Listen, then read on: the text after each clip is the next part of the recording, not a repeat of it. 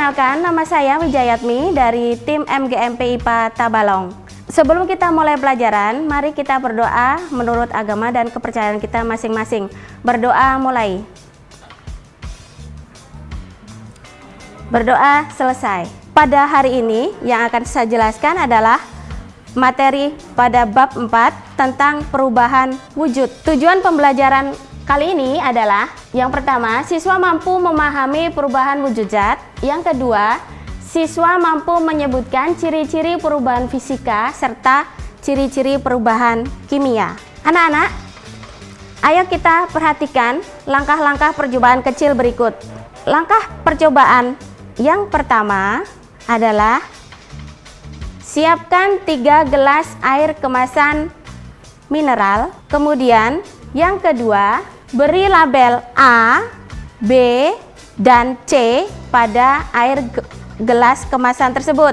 Setelah diberi label, kemudian masukkan air kemasan gelas yang berlabel A tersebut ke dalam freezer dan kemudian tunggu setelah 60 menit. Kemudian setelah 60 menit, apa yang terjadi pada air kemasan gelas A tersebut yang dimasukkan ke dalam freezer? Anak-anak ibu di rumah bisa membantu ibu apa yang terjadi atau perubahan apa yang terjadi pada gelas A, pada air kemasan gelas A maksud ibu, yang tadi ketika dimasukkan dalam bentuk cair, kemudian setelah 60 menit apa yang terjadi? Setelah 60 menit, ternyata air es yang tadinya berwujud zat cair ternyata berubah menjadi padat, menjadi es yang padat. Kemudian, langkah yang keempat, tuangkan air kemasan gelas B ke dalam panci dan didihkan hingga mendidih. Anak-anak ibu yang di rumah bisa membantu ibu kembali apa yang terjadi atau perubahan apa yang terjadi pada gelas B jika dipanaskan secara terus-menerus. Apa anak-anak? Iya, pinter sekali. Nah, ternyata air yang dipanaskan secara terus-menerus akan berubah menjadi uap air atau gas. Langkah yang kelima, diamkan air kemasan gelas C tanpa memberi perlakuan apa-apa. Apa yang terjadi?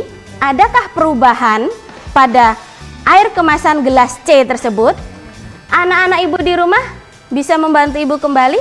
Ternyata air pada kemasan gelas C tidak terjadi perubahan. Wujudnya tetap adalah zat cair. Berdasarkan percobaan tadi, kita dapat mengetahui 2 hal. Yang pertama, wujud zat ada 3, yaitu zat padat, zat cair, dan zat gas. Materi ini akan ibu lanjutkan setelah jeda iklan berikut ini.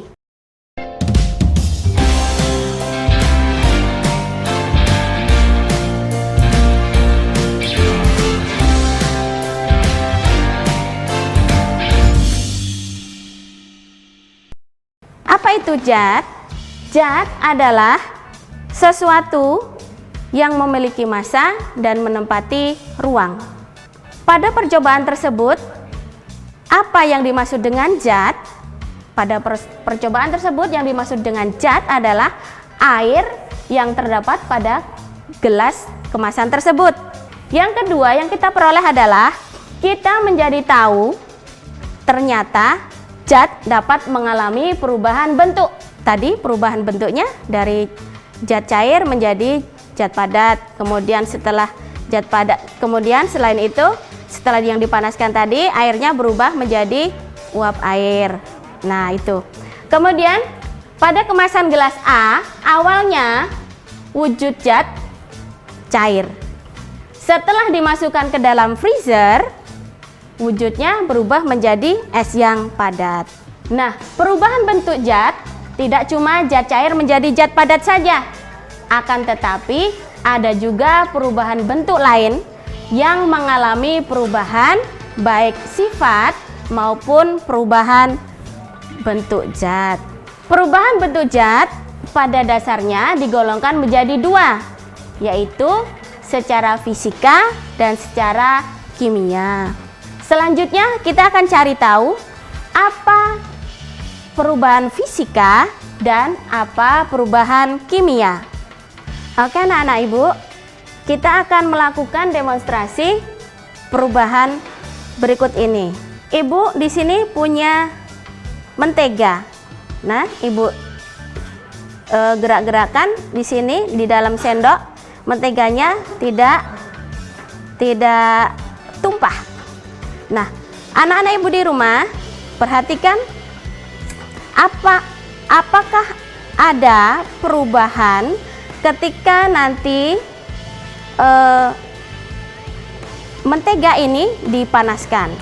Jadi sebelum dipanaskan anak-anak ibu di rumah bisa dilihat ya, ini bisa digeser-geser begini sendoknya, menteganya tidak tumpah. Apa yang terjadi selanjutnya ketika sendok ini dipanaskan? Oke, bisa dilihat anak-anak ibu di rumah. Nah, setelah ibu panaskan sendok yang berisi mentega tadi, nah tadi lihat perubahannya, adakah perubahan? Ada tidak perubahan? Tadi ketika belum dipanaskan bisa mentega yang di dalam sendoknya tidak tumpah. Tapi setelah dipanaskan coba lihat, nah tumpah. Anak-anak ibu di rumah bisa membantu apa? Perubahan zat apa yang terjadi pada mentega ini? Tadi awalnya zatnya padat, setelah dipanaskan menjadi zat cair. Oke, anak-anak ibu, setelah kita lakukan praktikum tadi, anak-anak bisa melihat perbedaannya dari yang mentega sebelum dipanaskan dan setelah dipanaskan. Ternyata ada perubahan ya, ada perbedaan ya, ada perubahan wujud ya. Perubahan wujudnya tadi dari mentega padat kemudian dipanaskan menjadi mentega yang cair. Ya, dari situ kita dapat mengetahui apa itu perubahan fisika. Perubahan fisika adalah perubahan suatu zat yang tidak menghasilkan zat baru. Perubahan yang tidak menghasilkan zat baru. Ciri-cirinya tidak terbentuk zat jenis baru. Kemudian yang kedua, zat yang mengalami perubahan dapat kembali ke bentuk semula. Kemudian yang ketiga, perubahan yang terjadi hanya diikuti sifat fisiknya saja, sifat wujudnya saja. Dari situ dari percobaan tadi anak-anak bisa memahami ciri-ciri perubahan fisika. Baiklah anak-anak, berikutnya kita akan melakukan praktikum kecil lagi. Ibu di sini mempunyai kertas. Nah, anak-anak di rumah amati perubahan apa yang terjadi pada kertas ini setelah proses pembakaran nanti. Amati perubahannya.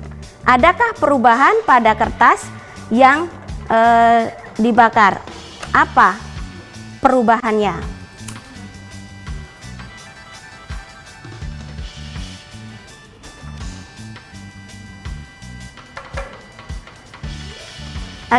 Anak-anak, ibu mau jelaskan tentang perubahan kimia. Apa itu perubahan kimia? Perubahan kimia adalah perubahan suatu zat yang menghasilkan zat jenis baru. Nah, dari pembakaran kertas tadi, adakah perubahannya dari kertas yang sebelum dibakar dan setelah dibakar? Nah, kemudian ciri-ciri perubahan kimia adalah yang pertama, terbentuknya zat baru. Adakah zat baru pada proses pembakaran setelah pembakaran kertas tersebut? Ada, yaitu abu. Zat yang berubah tidak dapat kembali ke bentuk semula.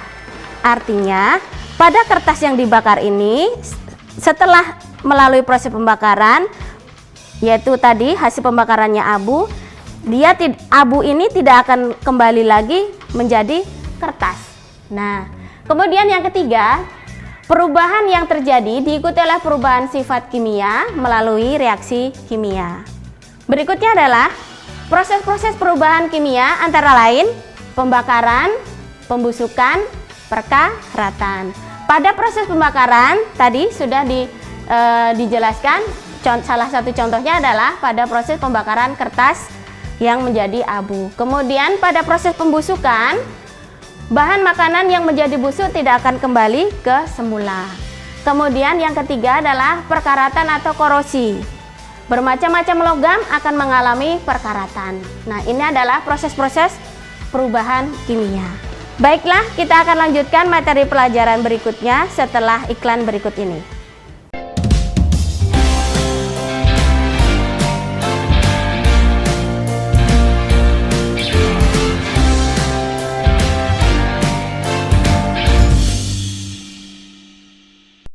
Ya, anak-anak ibu di sini mempunyai diagram perubahan wujud. Nah, untuk membaca diagram ini yang perlu diingat adalah yang pertama, lihat tanda panah. Tanda panah di sini ada dua warna, warna merah dan warna putih. Warna merah pada tanda panah ini adalah menunjukkan bahwa memerlukan kalor. Kemudian anak panah yang berwarna putih ini menunjukkan bahwa melepaskan kalor. Kemudian yang perlu diingat lagi ada tiga zat padat, zat gas, dan zat cair. Oke. Kemudian berikutnya perubahan zat padat menjadi cair disebut mencair karena dia memerlukan kalor. Kemudian perubahan zat cair menjadi zat padat disebut membeku karena dia melepaskan kalor. Kemudian zat gas menjadi zat cair disebut mengembun karena dia melepaskan kalor. Betul, pintar. Kemudian zat cair berubah menjadi zat gas disebut menguap karena dia memerlukan kalor.